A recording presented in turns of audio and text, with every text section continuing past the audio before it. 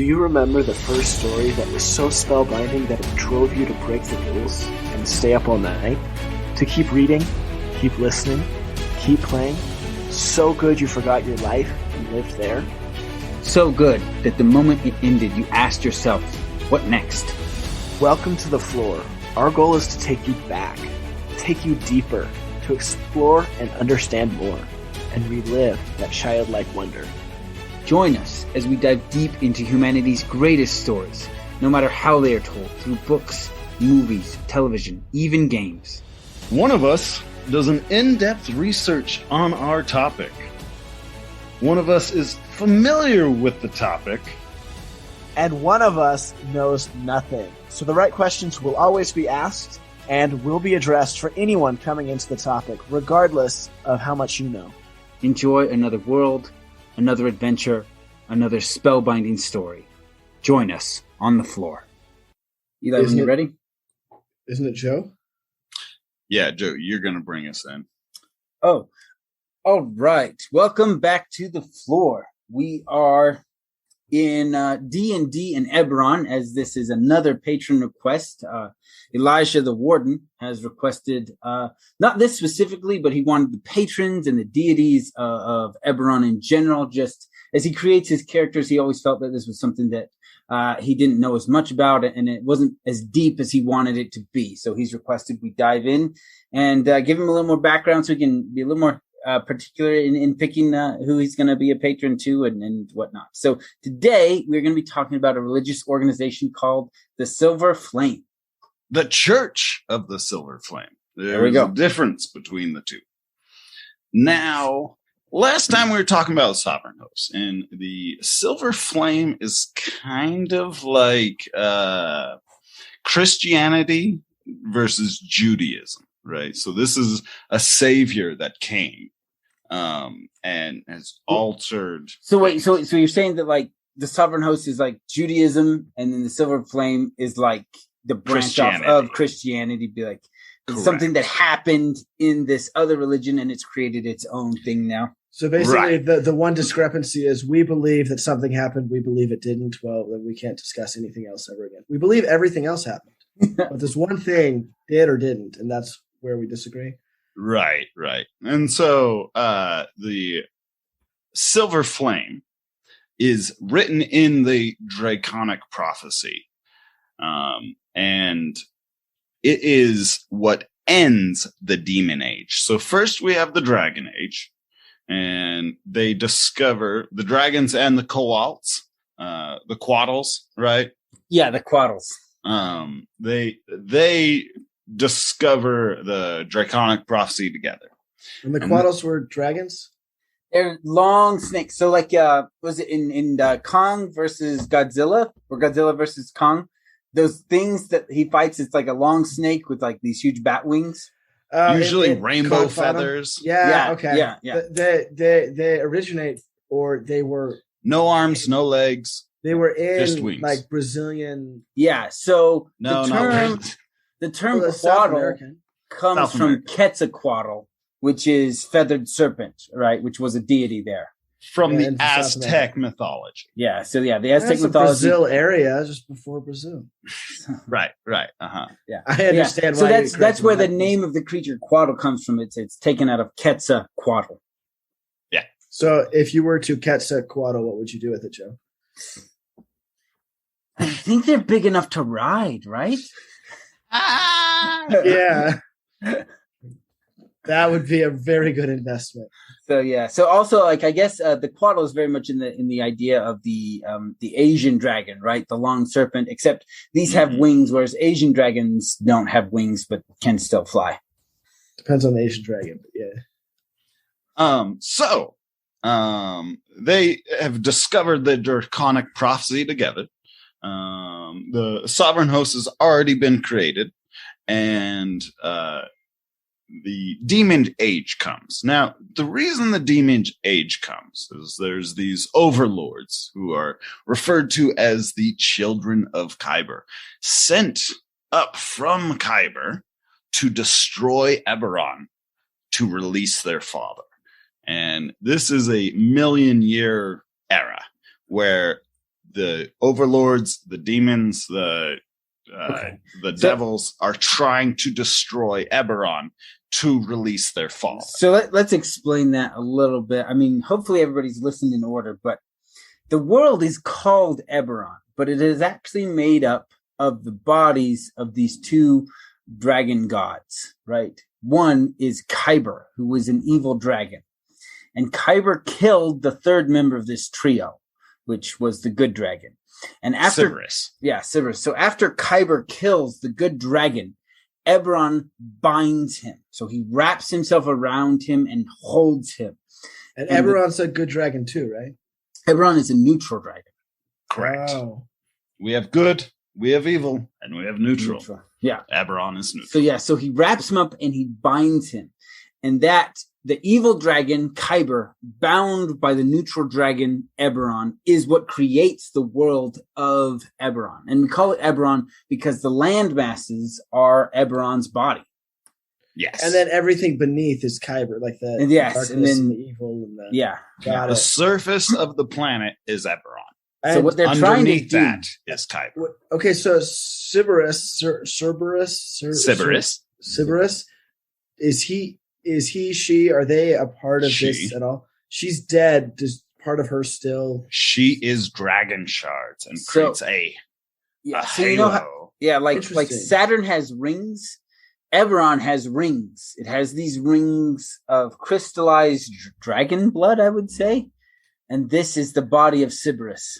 And after being destroyed. Yeah. And so occasionally these pieces of these rings will fall down to the earth. And these are the dragon shards that you find on Eberron. And they're very valuable. Mm-hmm. Right? Because, I mean, they're essentially pieces of a god. So what can they be used for?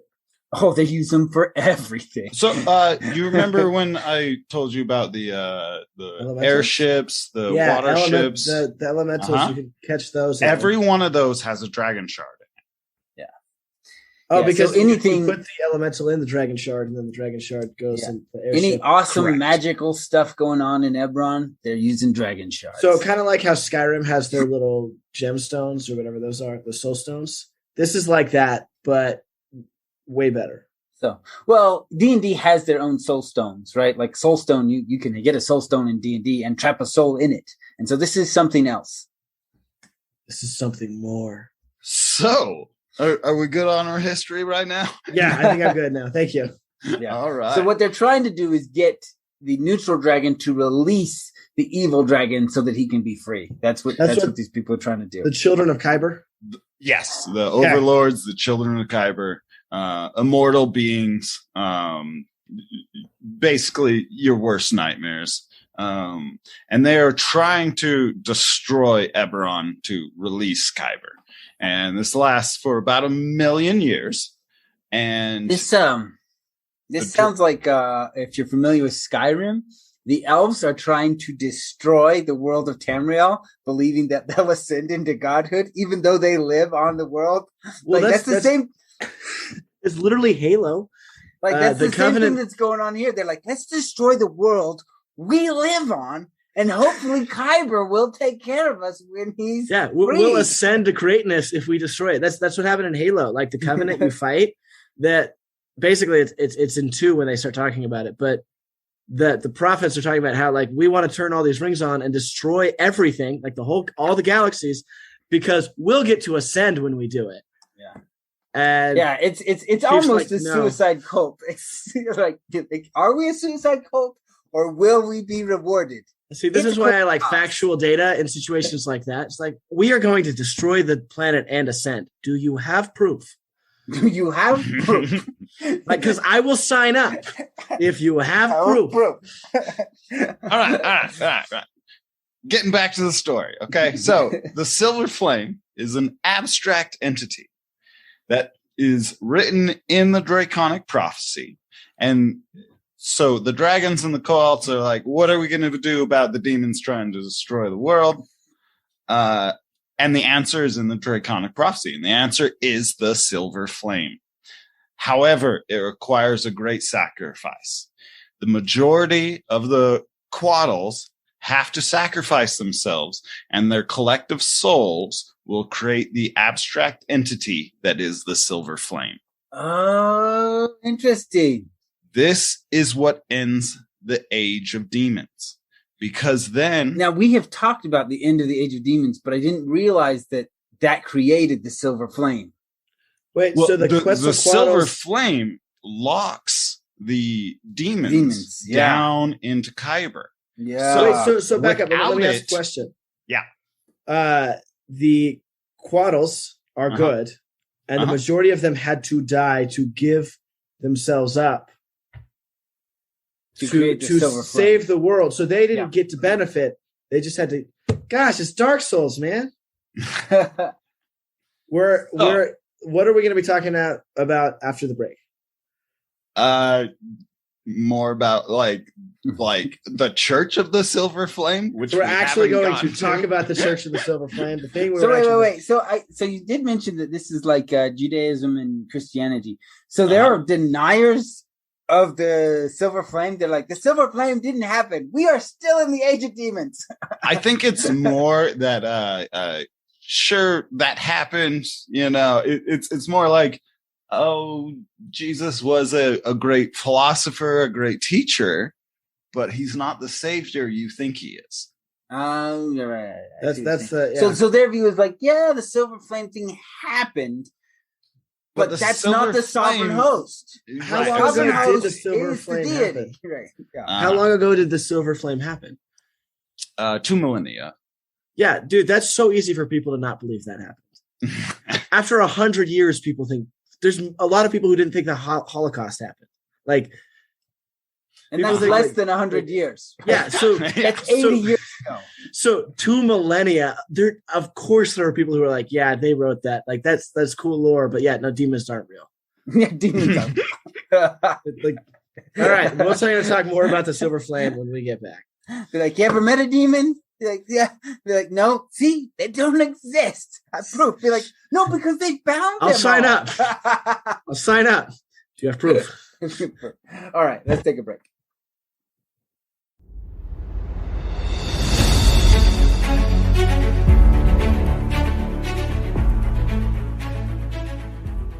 Okay, so we have been mentioning at the end of our episodes recently about the treasure room, how, as Aaron likes to describe it, in the floor we go deep into things, but in the treasure room we kind of go wide. And we wanted to give people who have never been in the treasure room a little bit of a sample. So going forward, we'll probably be putting in little bits and pieces here. So here is a small clip from the treasure room. We hope you enjoy it and are interested in learning more in there. But from the birth of this the Church of the Silver Flame, it is that they are heavily influential on the governing body that is the nation of Thrain. So like you could say they run Thrain. Interesting. So sovereign hosts may not love that. Right. May not love that. So there could be animosity. There's not physical violence going on, really.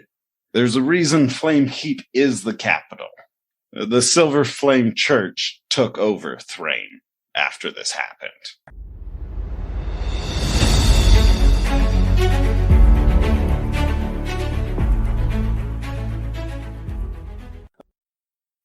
So in this episode, we're going to be diving deeper into the Silver Flame. And so the first half of this episode was primarily just setting the groundwork so we can have a better understanding of what the Silver Flame is. So Quaddles are kind of like dragons, but lesser. Very powerful beings. Greater. They're greater than dragons. There we go. See? They're greater than dragons, and they're benevolent beings. And apparently the only way to stop evilness from happening and spreading and destroying Eberron was for the majority of them to sacrifice themselves and become what is now called the Silver Flame. Correct. Okay, let's get into what that is. So, the Silver Flame, it physically manifests itself as a silver flame. It is cool to the touch and does not burn materials. Cool. However, it burns demons. Can you light your weapons with it? There are a few different ways, but the main way the silver flame is used is to close gates to Kyber. So there is a metal in Eberron called flame touched, right? Touched by the power of the silver flame, and that is used to penetrate the resistance of demons. Yes, so this is anti-demon fire, right? Demons live in fire. This is anti-demon fire. That's cool to touch. It's cold out. It's cold fire. Would there be a way to ingest it and just like imbue yourself with it? So you could just go out and just start beating demons, like punching them, and they're just like, ow, that hurts. Like, you remember the first Harry Potter? What you when could like Quill do touches is, him and he starts melting? And this is actually a thing. What you do is you get hand wraps with flame-touched metal threads woven through them, and the monks punch demons with them. Oh yes, let's do that. I just think that'd be such a cool way to hunt demons. Like, I'm here for demons. Like, you're shirtless and you're wearing wrist wraps. So, I got to get back on subject. We are all right. So,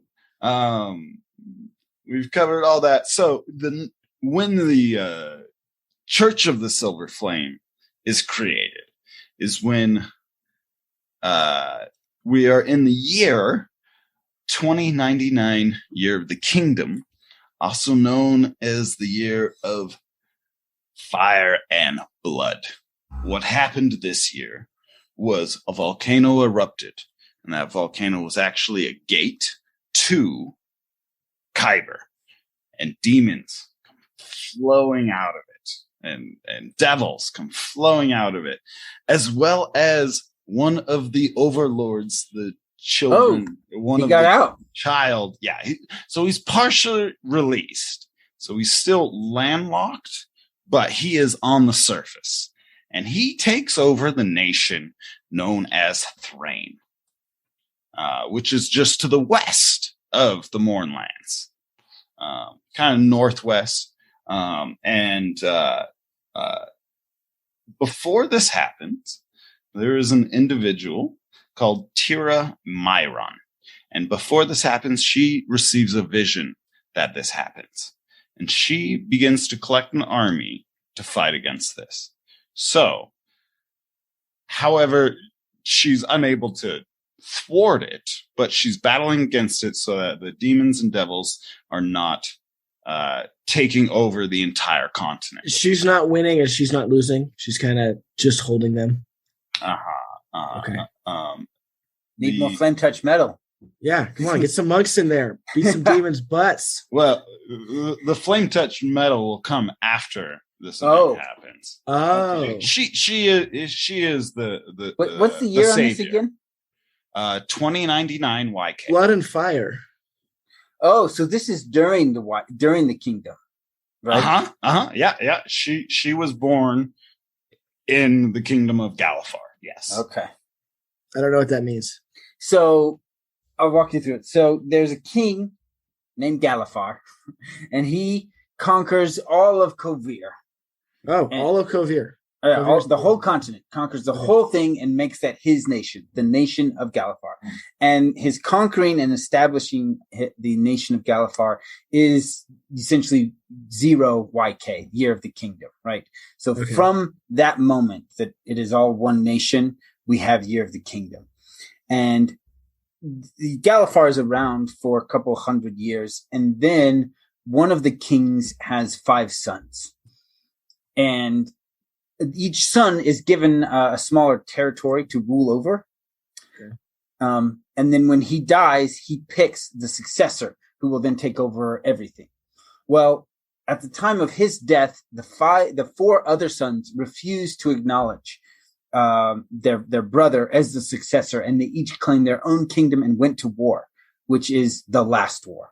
That's that 100-year war. The 100-year war, yeah. So, 5 armies, just like Lord of the Rings. Got it. Yep. That's where that came in. I understand. Right. Okay, Silver Flame. So we're in the kingdom of Galifar. She's about to make magic metal. And Bel-Shalor is raining havoc on the world, but she has gathered an army and is battling against him. She then receives another vision that she should go Oh, I forgot to mention her sword. Chlorjoin? I think it's Cloinger or Cloinger. Cloinger. Okay, we'll go with Cloinger. So, Cloinger is a very unique demon-slaying weapon that has a dragon shard of Kyber, not of Sybaris. These are extremely rare shards. And the three key elements here are the Silver Flame, Tamriel, and Cloinger. The three of them are going to become a new version of the Silver Flame. So she receives a vision that she should go and confront the demon that walks the earth, or Eberron, Bel Shalor, and that a Cobalt will meet her there. And they will defeat this overlord together. And that is what happens. She does. She takes her army and she charges straight forth. The Cobalt meets her there, and she takes her sword and plunges it into the great demon. And what remains is the flame, the silver flame. And that flame still burns today. In fact, the Cobalt, the human paladin, and the sword all combine into one. And the sword is now buried in the ground up to its hilt. And there is a silver flame there. And everyone thought she had died, but her voice returned through this flame that still burns there.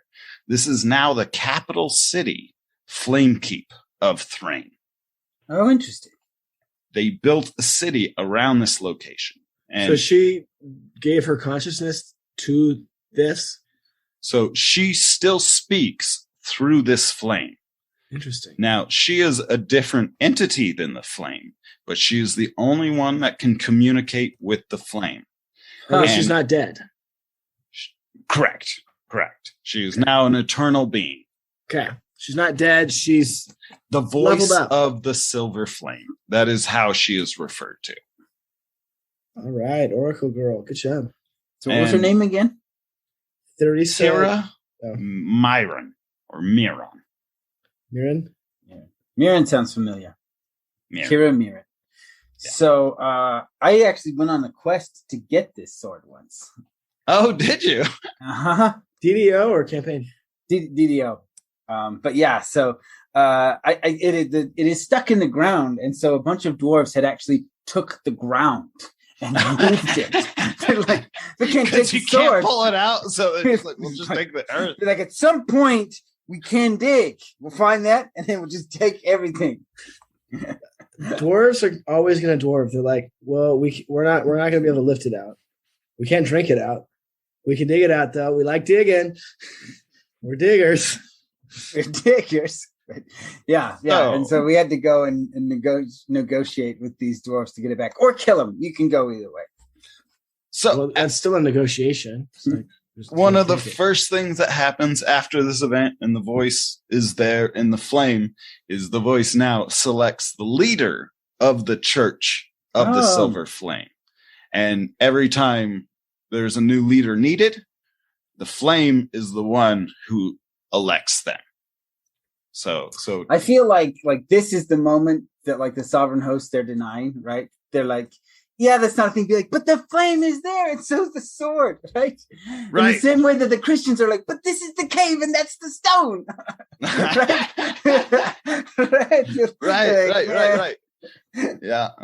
So the Church of the Silver Flame is probably the only religion in Eberron that has a physical manifestation of their belief in their divine. Does that make sense? Oh, they can actually physically prove that they have a divine being. Yes. You can go and touch the flame and feel its coolness on your hands. Yeah, I bet that's a long line. What about Jerkin, Merkel, and Ball or Bane? That's the Forgotten Realms. Oh, Yeah. okay. Yeah, still forgotten. That Eberron, MLM? most religions do not have some kind of physical manifestation of their proof of belief. But is it? I feel like this is like out of the Middle East. What is it? Not Hindus. What is the Middle East? What's the big Buddhism? one there? Islam. Yeah, Muslim? Islam. They have Mecca, right? And Yep. in Mecca, they've got the stone. That stone that they all go to. They take the pilgrimage. Yep. And they touch it, and I feel like that's what that silver flame is. And like in the Mecca, like it is a massive line that just goes forever, just people waiting for their chance to touch the stone. I feel like that's how it would be for the silver flame, just this huge line. Everyone wants a chance to touch it, Mm-hmm. and at some point, some guy's like, "What if we don't let them touch it? Like, won't the line move faster if we don't let them touch it?" And everybody's like, "They have to touch it. That's part of the thing. You got to know that it's cold." Otherwise, it could just be any fire.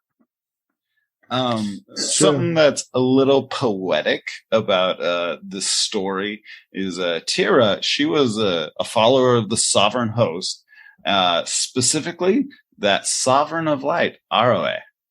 Oh. Right, and so her belief in the light, she became the light. Oh, I think this really, you are done. Like your choice of Christianity and Judaism is really spot on because Christ was a Jew, right? And so she was a member of the sovereign host. I mean, I feel like that really does fit, like the sovereign host. We are the original. We are, if anyone is real, it's us because we were first. And then everyone's like, well, that was like 2,000 years ago. Yes, but we have a flame and we can touch it. Is it touching it? All right. Wait. Go ahead. So that was two millennia, 2,000 years before? So that 2 millennia is about when the silver flame was created. And that's 2,000 years, right? That's what 2 millennia is. And then a millennia. No, a millennia is 100 million years. No, isn't a millennia 1,000 years? That was 1,000 years. Millennia is 1,000. Okay, Yeah. well, I apologize. I am talking about 1 million years for the demon age and 1 million years until Yeah. the silver So flame. even That's though, completely different. Okay. Yeah. That's like, Yeah. I'm sorry that I was wrong in my words. you're good. I'm The- glad the we just thing is- clarified. I know that a millennium is 1,000 years, but I also knew Eli meant a million years in my head. I'm so glad I asked because Yeah. holy hell. Yeah, that changes things. So, We are paling in comparison to 2 time frames here. million years. Okay, that's very Uh-huh. different. There's no way people believe in that anymore. No, they still do. They still believe in the sovereign host. They say they do. Say they do. So I want to talk about the structure of the church. Well, and then you'll probably have to do a part 2 on this because we are. No, I'm going to squeeze it in right now. All You right. got 30 seconds. Church is divided into 3 orders. There's ministers. They're the upper management. There's the Templars. They're the protectors. And then there are the friars. This is more entry level and missionaries. And I do want to say that because of the belief in the silver flame, resurrection is forbidden. For when somebody dies, they will join and fuel the silver flame. Whoa. So to resurrect somebody is a sin, and to take from the silver flame itself. Huh. Interesting. Interesting.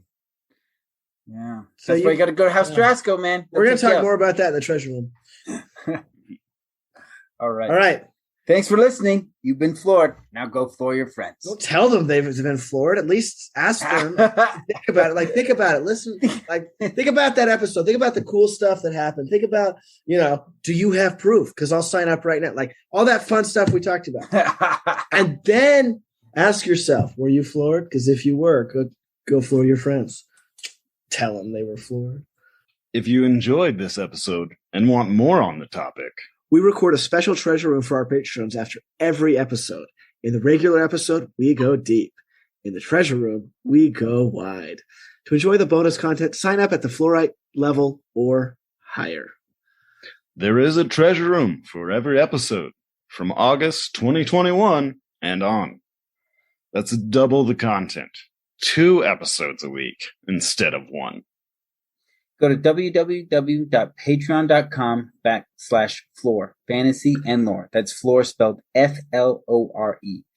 Select the Fluorite tier or higher. Immediately after each episode is released, the Treasure Room will post the bonus audio on Patreon. They are identified by the tag Treasure Room After and the title of the episode.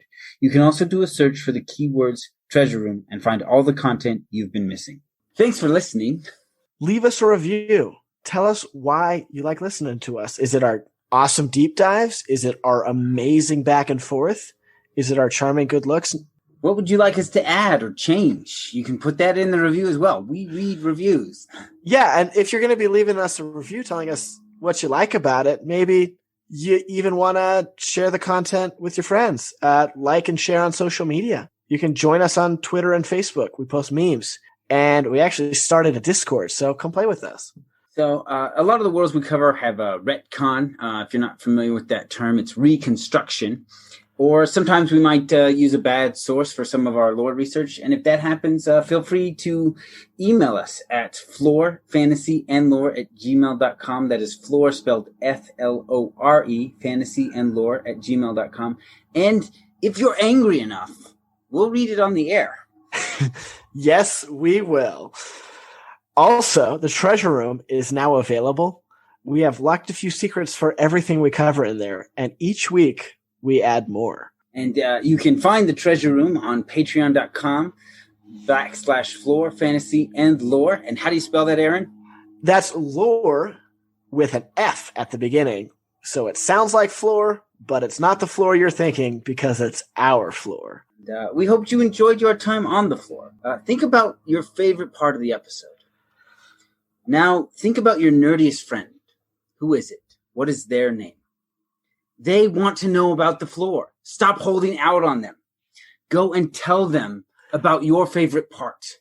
Because all of this is more fun together.